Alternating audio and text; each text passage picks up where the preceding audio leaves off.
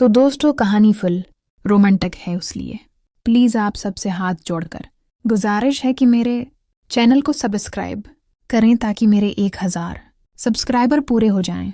मेरा नाम आरहम है और मेरा ताल्लुक पंजाब के शहर शेखुपुरा के नवाही इलाके से है, मगर वालिद साहब की नौकरी इस्लामाबाद। मैं हो गई और मैं और मेरी फैमिली वहाँ शिफ्ट हो गए।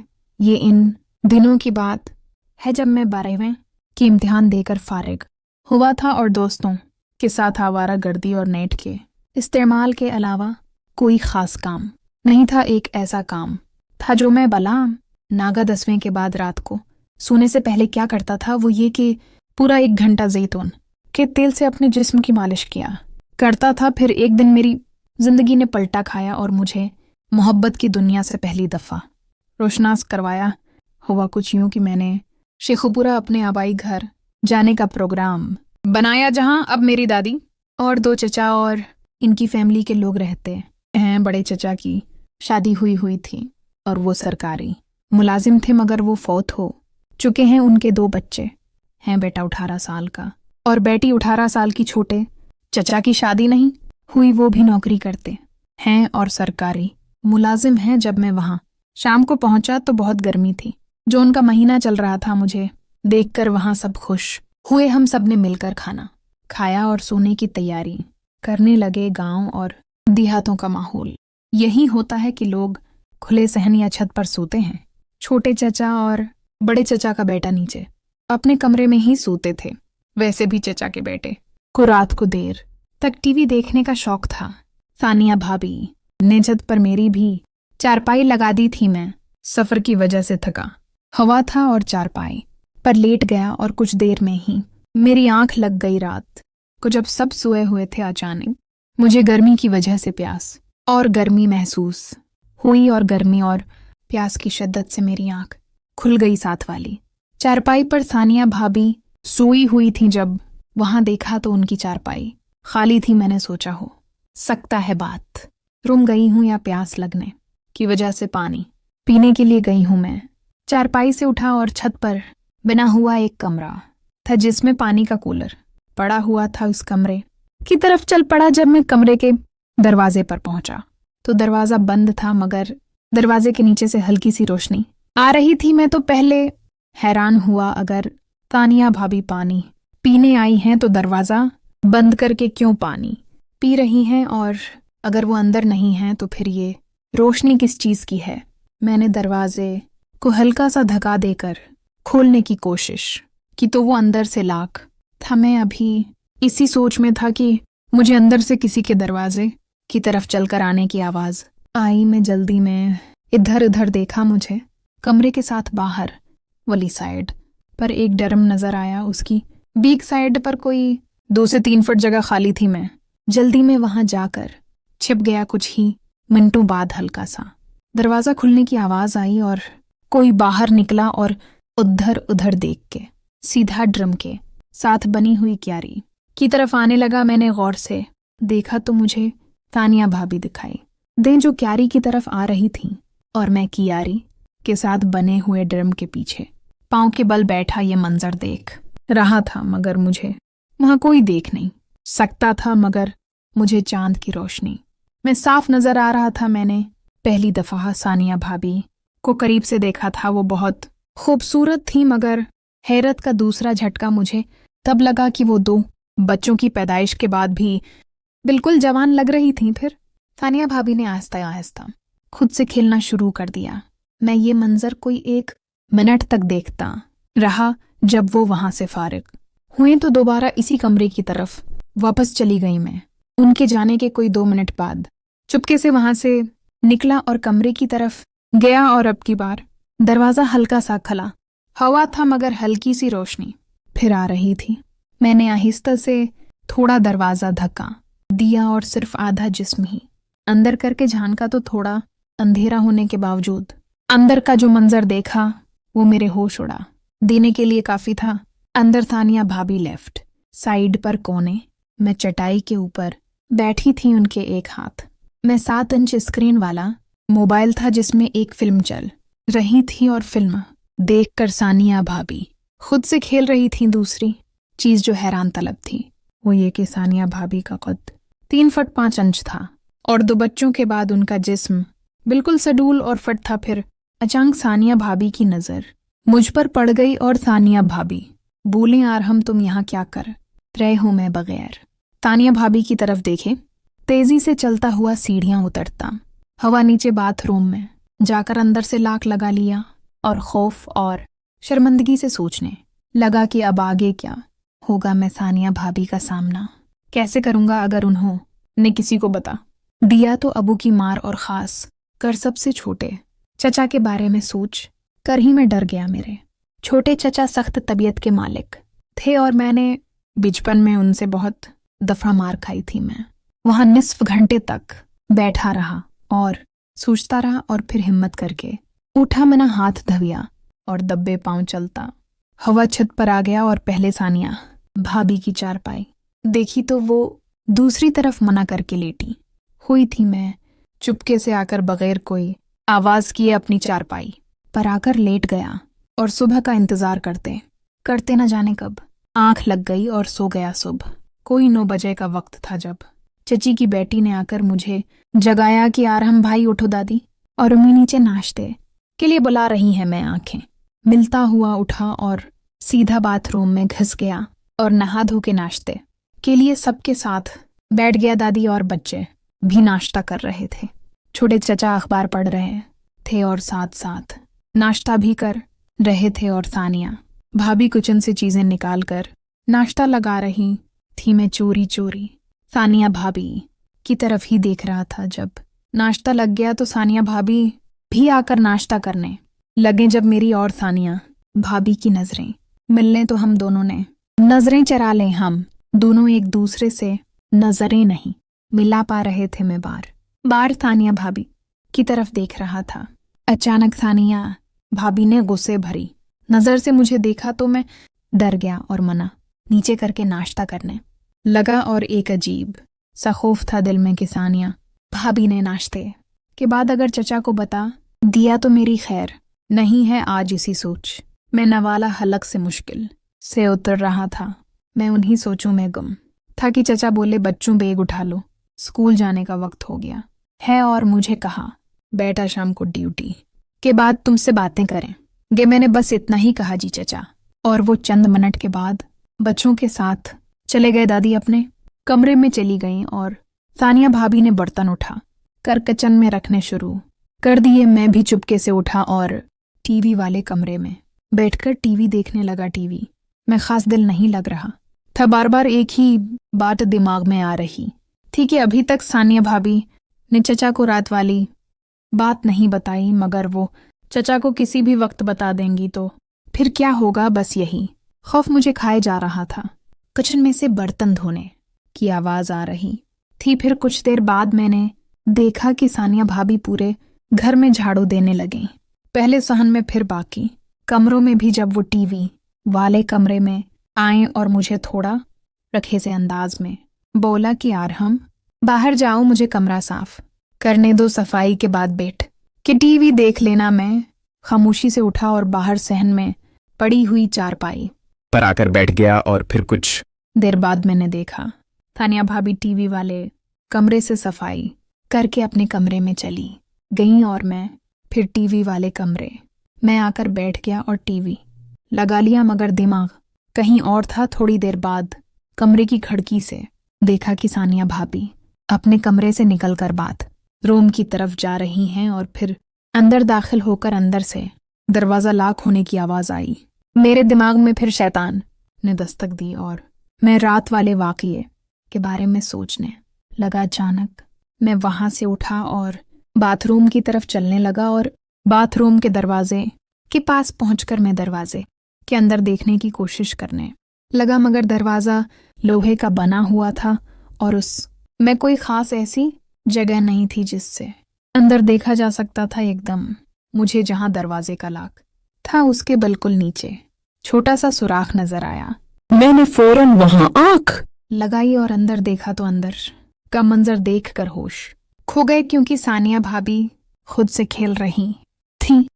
मुझे यूं लगा कि उन्होंने मुझे सुराख से देखते हुए देख लिया है। वो इस वक्त बिल्कुल सुराख की तरफ देख रही थी मेरी। तो इस वक्त फट के हाथ में आ गई और मैं वहां से भागता हुआ दादी के साथ वाले कमरे में जाकर दरवाजा बंद करके बैठ गया और खौफ से पागल हो गया और सोचने लगा कि ये मैंने फिर क्या गलती कर दी है। अब तो मेरी खैर नहीं है और सानिया भाभी आज जरूर चचा को बता कर रहेंगी और मेरी आज शामत आएगी।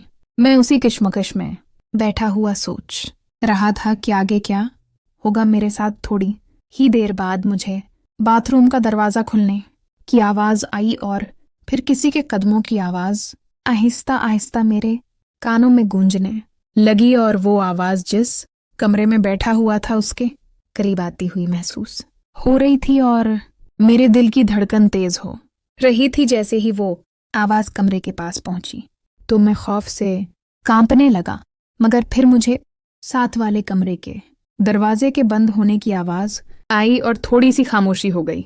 साथ वाला कमरा सानिया भाभी का अपना बेडरूम था। मैंने हिम्मत की ओर आहिस्ता से चलते हुए कमरे के दरवाजे का लाक खोला जिसमें बैठा हवा था और थोड़ा सा खोल के बाहर देखा तो साथ वाला कमरा बंद था। मैं थोड़ा सा सुकून में आया और वापस दरवाजा बंद करके अंदर कमरे में आकर बैठ गया और दरवाजा लाक नहीं किया और चारपाई पर बैठ कर सोचने लगा कि अगर सानिया भाभी मुझसे खुद बात करती हैं तो आगे से क्या जवाब दूंगा, और अगर वो शाम को चचा को बिता देंगी तो कैसे बच सकूंगा मैं।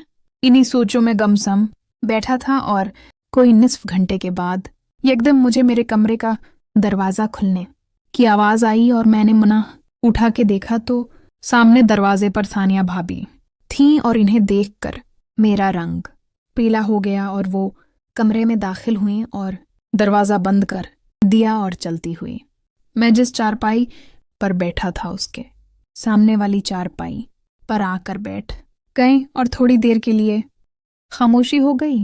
मैं खौफ से उनके साथ आंखें नहीं मिला सकता था, उस लिए मैं मना नीचे करके बैठा। हवा था कोई 5 मिनट की खामोशी के बाद सानिया भाभी की आवाज मेरे कानों में गूंजी। उन्होंने कहा, आरहम तुम आखिर ऐसा क्यों कर रहे हो, शर्म नहीं आती? तुम रात को भी बगैर इजाजत कमरे में आ गए और वहां बेखुदा हरकत कर रहे थे और आज बाथरूम में भी यही हरकत की है। मैं तुम्हारी चची हूँ, तुम्हारी माँ बराबर हूँ और तुम मुझ पर गंदी नजर रखते हो। मैं बस उनकी बातें सुन रहा था मगर आगे से जवाब देने की हिम्मत मुझ में नहीं थी। उन्होंने फिर सख्त लहजे में कहा, जवाब दो, आगे से बोलते क्यों नहीं? मैं अब उन्हें क्या जवाब देता, गलती मेरी अपनी थी। फिर सानिया भाभी बोले, आज मैं तुम्हारे चचा को शाम को बताऊंगी। उनकी बात सुनकर मेरी फट के हाथ में आ गई। मैं फौरन उठा और सानिया भाभी के पांव में गिर गया और उनसे माफी मांगने लगा और उनसे माफी की भीख मांगने लगा और दोबारा से ऐसी हरकत ना करने की तौबा करने लगा और बार बार उनसे कहने लगा, सानिया भाभी मुझे माफ कर दें, चचा को ना बताएं, मैं दोबारा कभी नहीं करूंगा। थोड़ी देर बाद सानिया भाभी को मुझ पर रहम आ गया। उन्होंने कहा कि मैं आज तुम्हें माफ कर रही हूं और चचा से भी बात नहीं करूंगी, मगर आइंदा ऐसी हरकत हुई तो याद रखना, मुझसे बड़ा कोई नहीं होगा। मेरी जान में जान आई और मैंने कहा, सानिया भाभी मैं वादा करता हूं आइंदा ऐसा कभी नहीं होगा। और फिर वो उठकर बाहर चली गई। मैं चारपाई पर लेट गया और सोचने लगा, चल आरहम बेटा आज तो बचत हो गई, आगे से बहुत महतात रहना होगा। फिर उस तरह ही कुछ दिन गुजर गए, मैं भी नॉर्मल हो गया और सानिया भाभी से भी सही बातचीत होती रही और चचा और बाकी सब घर वालों से भी उठना बैठना चलता रहा। फिर एक दिन दोपहर के वक्त दादी अपने कमरे में थीं और सानिया भाभी भी घर का काम खत्म करके अपने कमरे में आराम कर रही थीं और बच्चे 3 बजे घर आते थे और चचा 5 बजे आते थे। मुझे ख्याल आया सब अपने कमरों में हैं और टाइम भी अच्छा है और मैं अपना जैतून का तेल भी साथ लेकर आया हुआ था। मैंने बैग से तेल की शीशी निकाली और सानिया भाभी के साथ वाला कमरा इसमें ही दरवाजा बंद करके अपनी चारपाई पर बैठ गया और तेल से अपने जिस्म की मालिश करने लगा। मैंने सोचा अभी कोई भी तंग नहीं करेगा और अपने मोबाइल पर मूवी देखने लगा, मगर आवाज़ को इतना ही रखा कि सिर्फ मेरे कानों तक ही पहुंच सके और मालिश में मशगूल हो गया मैं अपने जिस्म की मालिश और मूवी देखने। मैं इतना मशगूल था कि मुझे कोई खबर नहीं कि कब कमरे का दरवाज़ा खुला, जो कि मुझे लॉक करना याद ना रहा, और कब से सानिया भाभी मुझे मालिश करते हुए देख रही थी। मगर जैसे ही मैंने सानिया भाभी को देखा तो सानिया भाभी अपने कमरे में चली गईं। फिर मैं जल्दी सानिया भाभी के कमरे की तरफ गया और दरवाजे को कांपते हुए हाथ से दस्तक दी तो अंदर से हल्की सी आवाज़ आई, कौन है?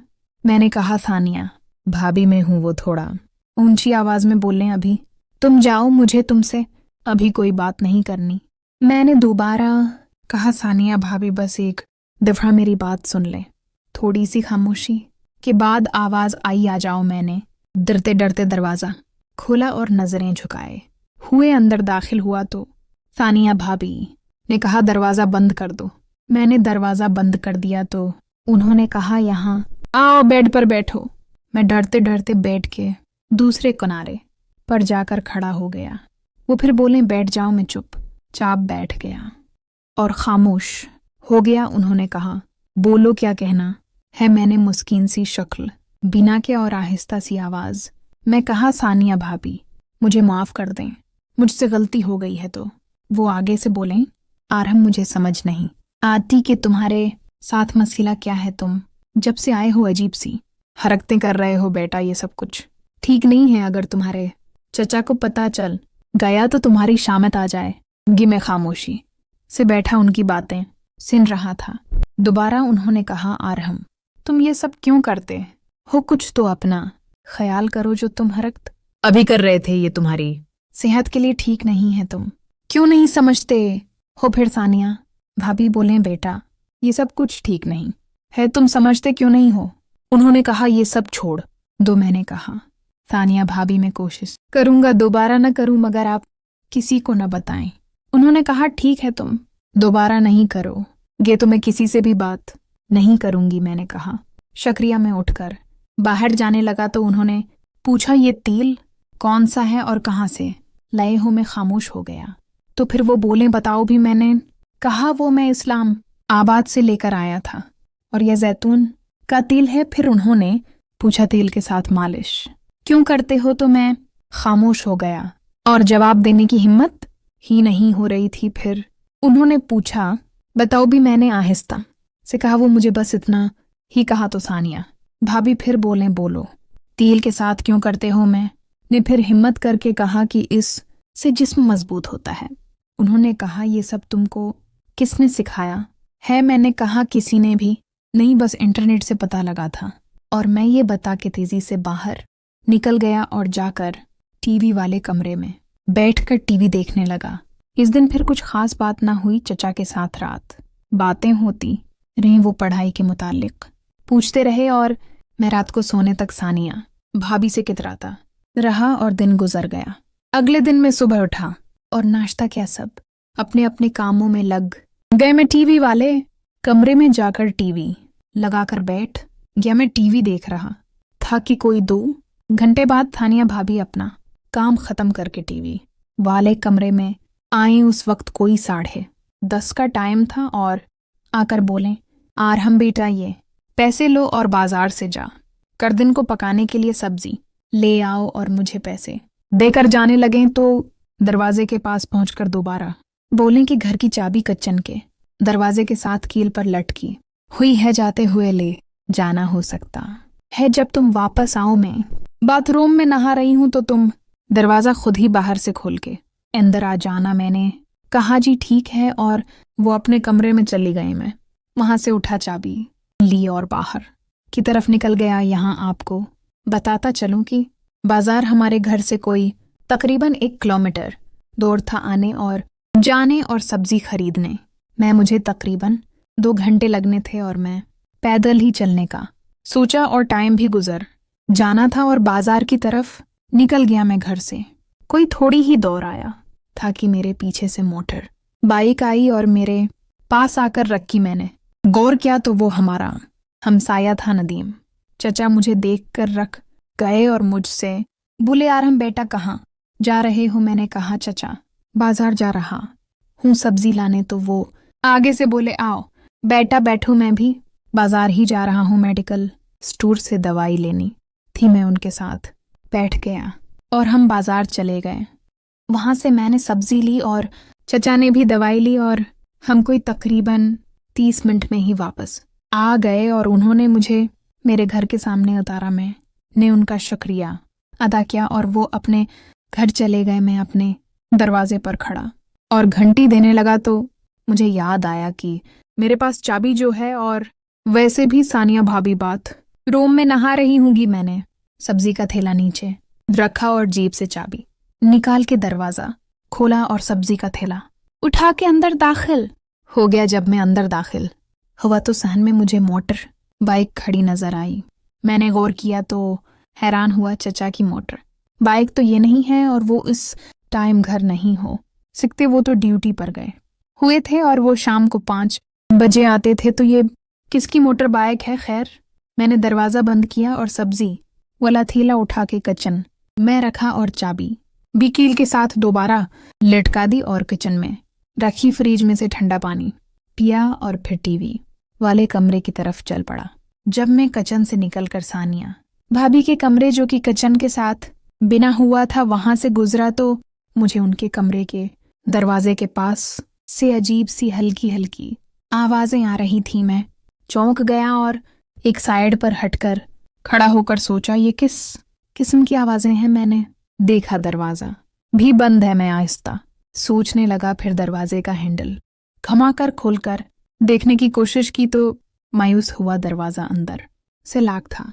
मैं डर भी रहा था और सोच रहा था कि अंदर कैसे देखूं कि अंदर से किस चीज की आवाजें आ रही हैं। फिर मैं कमरे की खिड़की की तरफ लपका कि हो सकता है कि वहां से अंदर देख सकूं। जब मैंने खिड़की के पास देखा तो मुझे खिड़की के दूसरे कोने से पर्दा थोड़ा सा हटा हुआ नजर आया। मैंने बहुत ही एहतियात से अंदर देखने की कोशिश करने लगा। अब की दफा में कोई रस्क नहीं लेना चाहता था। जैसे ही मैंने इस जगह से अंदर देखा तो अंदर का मंजर देखकर मैं अपने हवास खो बैठा, क्योंकि अंदर का मंजर मेरे लिए दिल दहला देने के लिए काफी था। अंदर मैंने देखा सामने सोफे पर तानिया भाभी का कजन मामू का बेटा शौकत, जो कि शेखुपुरा में सरकारी स्कूल का उस्ताद था, वो सोफे पर बैठा हुआ था। तानिया भाभी भी उनके साथ बैठी हुई थी और वो दोनों कोई खेल खेल रहे थे।